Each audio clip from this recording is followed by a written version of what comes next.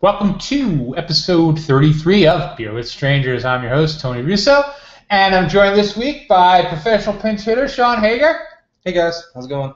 And great show for your night. With any luck, we will have Todd DeHart beaming in from all the way from Berlin, Maryland, which is like half an hour from here. But he's having a little technical difficulties, so I do not know if we're going to get him, but we're hoping to get him. If you join us, when you join us, please feel free to ask questions. We've got the question and answer box open. When you type the question, we will say your name, and then we will say the question. Unless you don't want your name said, in which case, don't say my name, because my boss doesn't know that I'm listening to beer podcasts this afternoon. So let's get started right away. First of all, we'll do a little what we're drinking, because we have beers this time, which is cool. A lot of times we're in the morning, and I have to go work with children later, so I don't have a beer. But no children, so I have the, what am I having? You have a parsley, sage, rosemary, and thyme saison, and I am drinking a 90-minute IPA clone that we have kits for. And these were both made here and both extract? Yes. Yes. This is an excellent, excellent beer. It's one of my favorite new ones. This is relatively new. It probably has a year or two on it. Oh, got my fangs on. That's new. That's new enough. Yeah. So lots of fun stuff. I want to update you real quick on my beer book because I'm vain. I got my second draft back today. And it is due on Tuesday, and November is now a hard date. We might even beat November to publishing. Yeah, that'd be great. I don't want to get too excited about it, but they're going to be getting my my stuff back to me in a couple days. I'm sorry, I get back to them Tuesday, and by the end of next week, the book will be done. That's amazing. Yes, and so if I can get it done before September 22nd, that would be 2 months from making the deal to having the book finished, which that's good for me. I'll pat myself on the That's back. right. I'll take a little. I'll give you some much. assistance there. The other thing, so one of the things that we're talking about here is are all the different beer history things, because that's kind of in my bag. And I've been writing some stories about beer history, and one of the things, we have the Good Beer Festival coming up here in Salisbury, Maryland, in the next on October 12th, 11th, and 12th. Yes. I just want to plug it real quick, because what makes me so happy about it is it's my birthday weekend every year. The Good Beer Festival and my birthday weekend coincide. My birthday is October 10th. I expect a present. So you don't remember any birthday for at least the last three years. I've been to every one. I got a hat at the first one, and then I didn't get any hats after that, only because they were all sold out by the time I got there. Because I used to just go on Sundays, and there's an upside and a downside to going on Sunday. I can highly recommend going on Sunday. The upside to going on Sunday is anything they don't pour, they have to drag back home. We're being attacked by flies. That's what. Yeah, sorry if you see us swiping. Fruit flies have invaded us violently, and they want our beer. But anything they don't pour, they have to take back home on Sunday. So they're very generous, especially as the day goes on Sunday. But the downside is sometimes they run out of beer. So sometimes like the highly prized stuff doesn't see Sunday morning. Yeah, so if your liver can take it, you can make it both days, that's the way to do it, because you get to give all the good stuff, and then if you still feel like a champ the next day, you can get some of those heavy pours, but that never happens. Right. Go for. I would always recommend go for quality on Saturday. Pick your beers wisely. Make sure you can taste and enjoy them. And then on Sunday, again, if you're feeling like it, go for quantity. One of the things I love about the Good Beer Festival, and it was a surprise the first year, and then something I came to expect in the following years, is they put the football games on. So the local television station sponsors football. So if you're not going to miss any of the local games. They have football all day Sunday.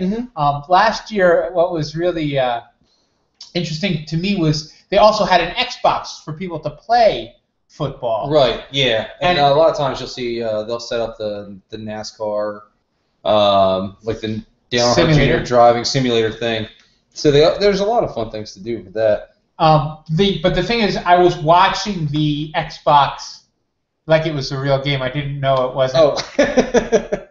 So yeah, I'd had a lot to drink by the time I discovered that. And I'm like, I didn't know the Steelers were playing. And, yeah, they weren't playing. Also, if you do make it out this year, you will see, and I'm not sure if I'm segueing automatically. No, go right ahead. We at Extreme Brewing have become the main, I don't know if you want to call it supporter or sponsor, whatever. We're doing the entire homebrew section. We have our own homebrew garden where we'll have beer discussions. We will have samples. And we'll even allow a couple breweries that can't make it or that don't have a Maryland distributor license to serve some of their beer and get their name out there. But it'll be a lot of educational things going on during the day, but fun. And yeah, beer talks. The brewers, most of the brewers have already committed to talk a little bit about their beers. Mm-hmm. I'm looking forward, because shame on me, and I apologize because he's even been on the show, but I haven't been up to Miss Pelian yet, and now they're coming to me, so there's no need to rush up there because they'll be in our tent in the Brew tent. And the first year of Third Wave was in the tent. Yep. Which was interesting, because we got kind of like a sneak preview. And they got to personally explain every beer, and they're like, we don't know what happened to the porter. We don't know what happened to the porter. Yeah. That was the Big Reef Porter was like a yellow color. They had some equipment issues when they first opened, but they got them worked out. Oh, yeah, I know, and it's great beer now. I mean, you can only make fun of it because... Oh, absolutely. It's, one of those things where it's like, not true anymore. All right, let's get open. Oh, crap. But I really hope if you guys make it out to the Good Beer Fest, come out and see us. I mean, make fun of my hop hat that I'll be wearing and all that, and stick around for some of the talks. I mean, if anything, you get a free sample of beer out of it and listening to some brewers talk for 15 minutes about things you may be interested in, things you may not understand, or heck, if anything, you can sit down and rest your liver for a few minutes. Yeah, and I'll be there filming, actually. We're going to be doing a little documentary on the Good Beer Festival, very cool. And possibly even some commercial type stuff. So that'd be great. Stay tuned for all of that. By the way, all of this stuff, along with the podcast, will appear at the beerwithstrangers.com and also on the Extreme Brewing website. You can follow all the news during the week. I run stateofthebeer.com and the State of the Beer Google Plus page, and during the week I post all the things we'll be talking about as the news items come up. So if you want to do that, you can check us out there. You can also check us out on our Twitter, which is @BeerWStrangers, where I will tweet out all the stories that are relevant. And so now that we've commercialized ourselves for the first couple minutes, let's move right along to the beginning of the show. This week was the end of submission deadline for the Bell's Homebrew competition. Now, it's not really relevant to us here on Delmarva, but what the Bell's Homebrew competition is it's one of those things where they have a homebrew competition and then the winner brews their beer on the big system. Mm-hmm.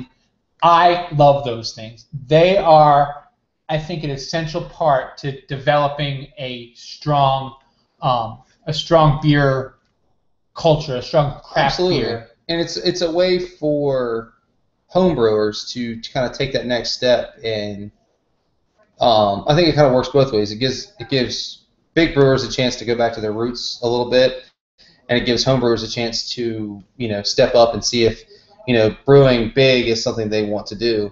Third Wave's actually doing a competition right now. Third Wave often does it, right? This isn't their first. This is first time. Oh, for a big one. Yep, first chance for homebrewers to submit beers. That part's already done. The winner gets to put their beer on tap there. Oh, that's cool. And when will that be announced? Do you know? I got to judge for it next Thursday. Thursday, and that is September 20. No, next Thursday. You know when? Yes, next Thursday. Right. I will tell you in just a second when next Thursday is. But the point is that going to be? That's the 25th. Is that going to be a public event or? Yeah, I mean the judging part is, I mean, if anybody shows up, then absolutely. It's kind of small. This is their first time. It's just kind of getting their feet wet with it and see if it's I think it could be something they could do seasonally. Yes. This year's theme was fall. Surprise. Right. Which, the way it's going, it should be a gnat themed beer. But yes. So it's pumpkins and martins and things like that would kind of justify a fall beer. Another brewery that has done that for a long time is Duclaw. Over in Baltimore? Is that yes. Baltimore? And if you've ever had Sweet Baby Jesus, that was a homebrew submission that they sold out like that, and were like, "Oh, we're gonna keep this." Yeah, that was one of those beers that no one would have done it on purpose, but doing it by accident was perfectly. Yeah.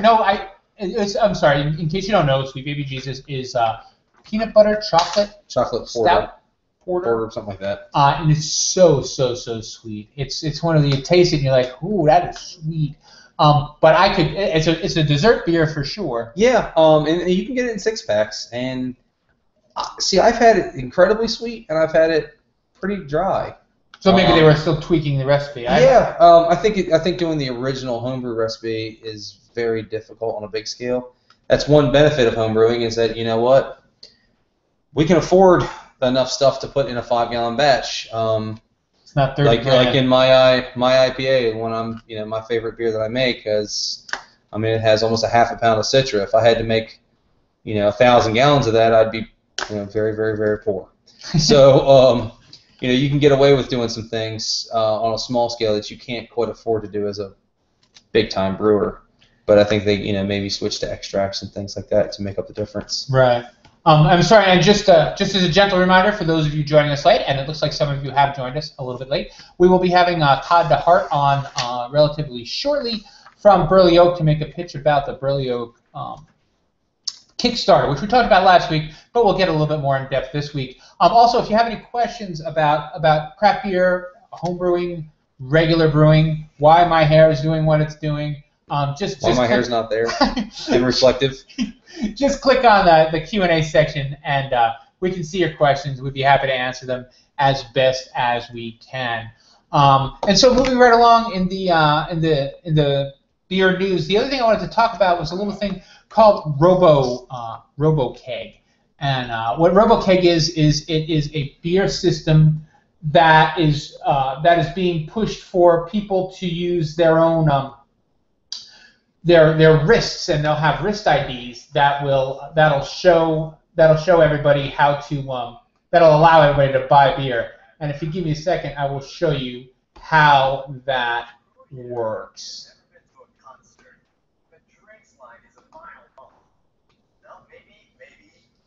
Can you see this?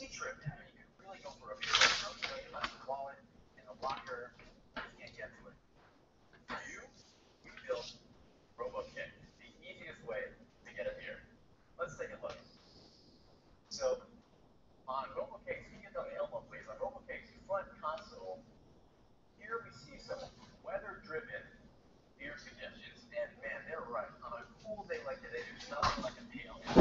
So, RoboCakes knows my driver's license and my credit card number verifies me. Now I'll get a bill in my SMS box usually. Too much baby. Sorry. Alcoholics in the room, we built out a particularly special feature. Where is going for? RoboCake actually lets the whole world know what you're drinking by tweeting every time you have a beer. Cheers.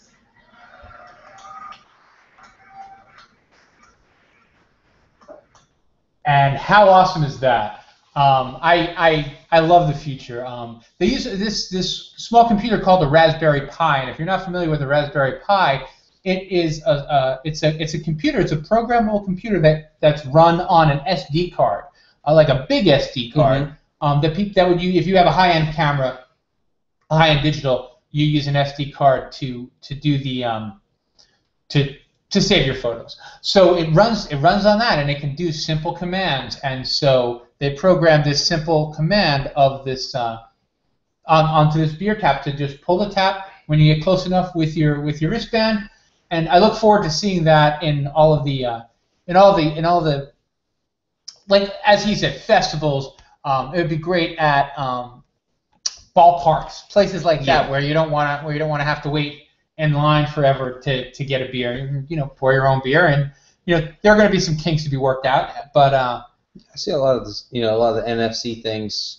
Really, like I was saying, while we were talking off here, NFC. You just bump your phone, and it's paid for, and the security of them is pretty amazing. They were talking, it changes your number constantly. right. It never has the same number, and I think if you were to be able to use that at, like you said, a festival, that would be great. I mean, it would really cut down on lines and things like that.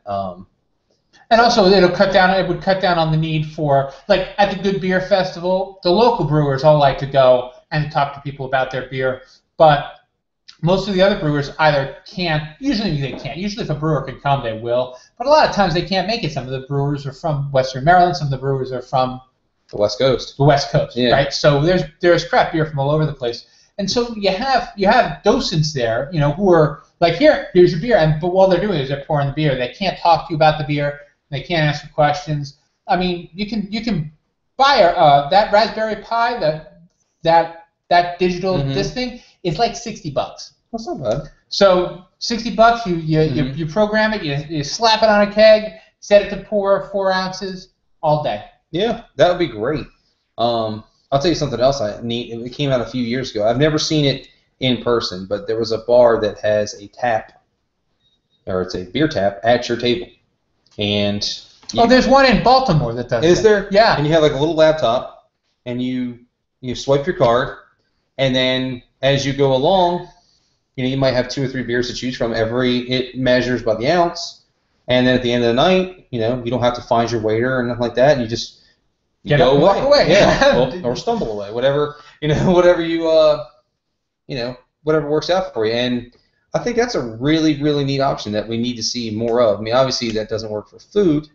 Though I did watch one of those shows, Bar Rescue or something, and they have little laptops on their tables, and when they type it in, like a food truck or something outside, or the neighboring restaurant will get the order, right, and bring it over to them. There's nothing wrong with that. What I like most about these what are they called? NCSs and NRC? NFCs. NFCs. I think that's right. What I like the most about them is at the end of my meal, I want to be able to leave, and there's nothing that can kind of take a meal down or take an experience. Like there's no, like you're at a bar, you finish your last beer, and now you got to sit there with no beer and wait to catch someone's attention to get the tab. Or even worse, you get the tab and then they get busy. And I'm not taking anything away from the bartenders, right? No. But you get the tab and they get busy, and you don't want to, No, because I mean, and my thing is with that is you can have a great experience the whole night, and then that last like 20-minute waiting, that's going to affect their tip anyway. And it's not right. I mean, if you're happy the whole time and you can just go, yes, they're going to get better tips as well. You'll be that much happier, and it also affects your experience. There are places where when I go in, I'm like, okay, I know that this is one of those places where the waitress disappears at the end of the meal. Yes. And you have to be prepared for that. Yeah, I mean, I think we all know a restaurant or two where it's like, the food is so good, but I know the service is not going to be great. And I think that, like you said, the NFC technology is really going to, as long as it takes off, I think it's going to be great for solving those kind of problems. And now there are some, I believe that actually Burley Oak, we should have Todd. Todd's still trying to join us. But Burley Oak, I believe, participates in Tapped Out, which is similar to that. It's a phone app where Tapped Out, it's or Untapped. No. It's like Tapped. It's a phone app that you can buy that's connected to your credit card, and you can check out with that. There's a couple of places in Ocean City also who participate in the. I think it's called Tapped Out. That's probably it. I don't. We'll have that out. Crazy newfangled technologies. So we're here in the middle of Delaware, and so sometimes we have trouble getting signals to people, which is what could be the problem, which what could be holding Todd up. So, barring his arrival, we're going to talk real quick about the upcoming classes. Would you care to? Yeah. As you guys may or may not know, we do free classes here at Extreme Brewing. in Laurel and Lewis, occasionally in Millsboro, but we're only open one day, so it's, now, there are brewing classes, so people who are interested in brewing, or there are 2 levels, right? There's 3 levels, technically. There is beer brewing basics. Basically, what we do in that class is we take a kit off the shelf, we brew it, explain what we're doing, why we're doing it, what's happening, what are hops, what are grain, what are grains, et cetera, et cetera. And we make a beer, and then in a couple weeks you can come back and try that beer. Advanced extract brewing class is for those home brewers who have decided to take the next step past grabbing a kit off the shelf and making it. And for some people, that's great. It lasts a long time, and I've made a lot of really good kits. But the people who want to make their own recipes and things, we kind of focus on brewing software, designing your own recipes. We do a recipe building class that's completely separate. We only get to do that once or twice a year. But we discuss upgraded equipment, single pot brewing, if that person wants to take the next step to brew in a bag. We also what is brew in a bag? Brew in a bag is like all grain brewing basics. You take one big pot, a big bag full of all your grains that are crushed. You steep them, you sparge them, or sometimes you don't even sparge. When you're done, you pick the big bag up, let it all drain out, and then you have wort, and then you go through your boiling process. It's like all grain without more equipment, and it does make very, very good beer. Mm-hmm. And that's a relatively new. You guys just started carrying that in the last. Yeah, we started carrying a few brew in the bag kits. Brew in the bag has kind of taken off in the last few years.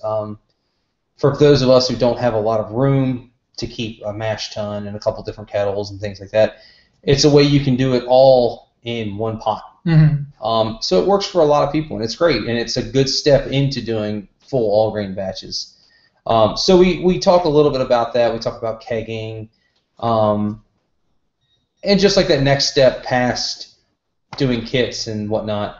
And we also have winemaking basics. Winemaking basics are for those who want to get into winemaking. It's kind of like the beer basics. We take a wine kit off the shelf, we pop it open, we make a wine, explain what we're doing, what's happening, why we're doing it. We bottle some wine to get you used to bottling, corking, etc., etc. We discuss making fruit wines and wines from grapes that you may grow or go to the store, Welch's, whatever you decide to do. So it's a lot of fun, and I mean they're sampling. And when we do our classes, the one thing we ask is that if you sign up, show up. We understand that things happen in life, but if you just give us a call that day, One of the things that I always like about it is it's cool to hang out. I don't actually brew myself. I like to talk about other people brewing. I don't personally brew. But I've been to several of these classes, and it's cool to just come and spend an afternoon hanging out. There's always a couple of sample beers on tap, and you have some beers, and you have some snacks, and you hear about you get to hear Sean or Doug or one of the other. Who else does it? Anybody, or just you? And it's normally me, Doug, and occasionally Ed. Ed's always there for the advanced extract brewing. He knows the most about Beersmith, so we kidnap him from his home and make him teach us. Right, and Beersmith is a beer making program. Yeah, Beersmith is an amazing program. If you want to learn how to design beers, or well, I shouldn't say learn how, but if you want to design your beer, that's the way to do it. It tells you color, estimated alcohol. It tells you your gravity points, and it's expandable forever. I mean, it does technology that I'll never need. Boil loss, it's all in there. And it also it updates itself. You get updates that you can download and all that. And I will say this: Brad Smith, the creator of Beersmith, will flood your inbox with emails, and they're incredibly well-written emails.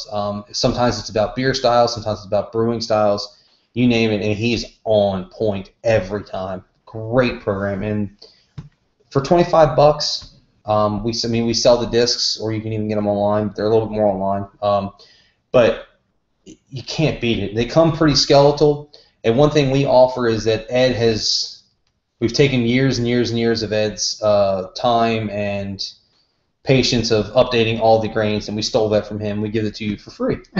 So it's a really neat thing to do, and that's the best part about, in my opinion, the best part about the advanced brewing class. In the coming weeks, actually, we'll have Ed on again. Ed will, if I succeed, help me put together some colonial recipes that I may have found. I'm missing a couple of key pieces, but once I get the key pieces together, we're going to take a crack at it, and he's going to help me with that, and then we can come on and we can talk about it.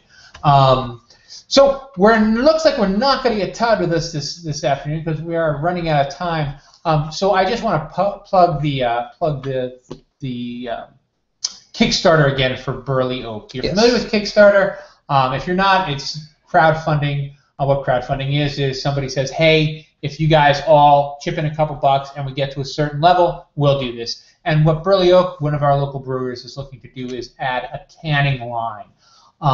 What's interesting about the canning line for me is that we spoke about this last week, but beer in a can is one of my new favorite things. Oh, and I got awesome news that's not about Burley Oak really quick. Old Chub, which is one of my favorite cans that you can get in a beer, is coming out in nitro in a can.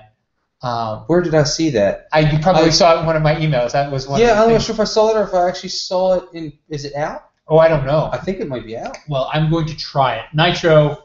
I love nitro beers. I love the Old Chub. I can't imagine how good that beer is. That will drink like water. I can tell you something the other day. I went to Specific Gravity. They had Old Rasputin, which is normally a pretty boozy, strong imperial stout on nitro. Same thing, right? It's like water. Sinful. I mean, it went down like Guinness. It was amazing. So if you find a favorite beer and you find someone to put it on nitro, do it. Always better on nitro, or always at least as good on nitro. But anyway, one of the reasons that we're supporting the Burley Oak push for beer in a can, and one of the reasons we think you should too as well. They're going to be able to put beers that normally you don't get in a can, and that's what I like about the future of brewing. This idea that, all right, so first of all, everybody's going to put their basic beer in a can. I mean, Carton did it, Sierra Nevada did it. Everybody, you're going to get your pale ales, you're going to get your IPAs. Dale's Pale, etc., etc. Dale's Pale Ale, which was the first hand canned craft brewery. Grew by 200% in the last 3 Oscar years. Blues. Oscar Blues. Yeah, yes. I saw that. That's impressive. Actually, they opened a brewery in Asheville, North Carolina. Right, as well. Get to the East Coast faster to ship things overseas faster. Mm-hmm. The demand is incredible, and that means that we should support the way that demand will get filled. Us locally, it benefits us, obviously, because it benefits the local economy, clearly, but more importantly, it benefits the idea, the philosophical idea that local breweries should have access to a larger market, that we believe in craft beer enough that we would invest in a brewery that we may never go to, we may never see. Right. I mean, and I try to, if I see a new brewery pop up, I'm on it. Yeah. Like I had never heard of DC Brow, and apparently it's been around for a while, and I saw it at Cheers one day, and everybody's like, have you had Wings of Armageddon? And I'm like, what? No. So I went and got a growler of it, and wow, that beer is intense, but it definitely put them on the map for me now. Oh, geez, now you want to find them. That was a Sam Adams cop-out tidbit there. But no, for real, it's like I see them, and now I seek them out. Right. And I try to give every brewery, every new brewery, I see the same thing. So, if we can get, and I'm sure there's a lot more like me, so if we can get Burley Oak in a can and out to people, I think, it would really help them. It would help, and help us, and help this idea that give smaller breweries a chance. Support, drink local whenever you can. Support local whenever you can. So you can support local. Like I talk about Carton Brewing all the time. I've been to Carton twice. It's in New Jersey, but they make beer in cans. They're from a little town near where I grew up, and I want to make sure that every time I go back home, there's that little brewery there. Yeah. And so I'm supporting it, and I want you guys to support it so that way when you come to the beach, we've got some good beers here. I mean, we're in good shape. We have a very strong. I just heard there's a new brewer opening in Salisbury. I know nothing about it, but apparently a guy is opening another brewery in Salisbury. There's room. There is. I just don't know where. Yeah, there's room. I know that if it's not Jimmy, he's going to be upset because it's not Jimmy. That was his. It's not Jimmy. I mean, Jimmy has his brewery now. Yes. Oh, that's right. I forgot. Yeah. So anyway, go to Kickstarter. Yes. Search Burley Oak Brewery. You'll find the Burley Oak in a can. Throw a couple bucks their way. If you're smart, you'll throw enough to get a T-shirt out of it because the T-shirts are pretty awesome. Yeah, they are. I'm actually doing an event next Saturday. They're at some. Jesus, terrible. I don't even know the name of it. It's something about blowing your palates out of the water. A fresh taste on beer kind of thing. That they're an event they're doing next Saturday. Well, the back of the shirt is a red beer can. And I told Todd that it looks like an angry Sith. Okay. Like sad Sith, like grumpy Sith. Oh, grumpy Sith. So get the shirt just so you can walk around with grumpy Sith on there the you back. go. All right, guys. Well, we're going to call time at the bar for now. I'm sorry you missed Todd. Hopefully we'll catch him next week or the week after.